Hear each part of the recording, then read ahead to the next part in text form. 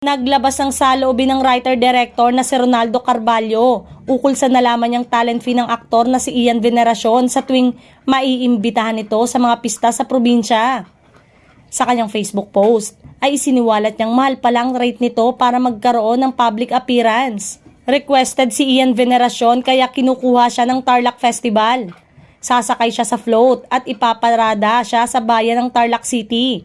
Kakaway-kaway lang siya, ni hindi siya kakanta, pagbabahagi ng direktor. Sinabi raw ng manager ng aktor na kalahating milyon ang rate ng alaga for 2 hours at may dagdag kapag lumagpas. Sabi ng road manager ni Ian, 500k si Ian in 2 hours sa parade at pag lumagpas ng 2 hours may 100k additional per hour. Kung may mga kasamang ibang artista, dapat may sarili silang float. Dapat solo lang si Ian sa sarili niyang float at walang kasamang kung sino-sino.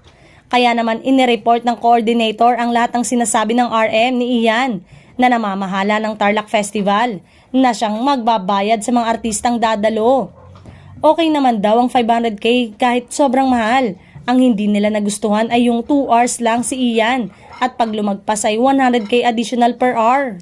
Natakot daw ang production na baka kapag nag 2 hours na ay biglang bumaba ang aktor sa float at iwan ng mga tao. Mahal rin kasi ang 100k additional nito lalo na at hindi rin sigurado ang itatagal ng parada. Binalikan raw ng talent coordinator ang road manager ni Ian at sinabing umayaw na ang kliyente. Binalikan raw ng RM ang coordinator na pumapayag na raw ang aktor sa 500k hanggang matapos ang parada pero sa kasamaang palad ay ibang artista na ang kinukuha para pumarada. Sabi ng talent coordinator, hindi bali na po, kinukonta ko na po si Piolo Pascual as replacement ni Ian. Kwento pa ni Ronaldo.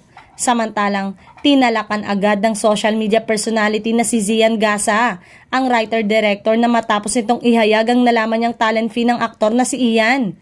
Paano naging mahal yung 500k for 2 hours? Parada yun.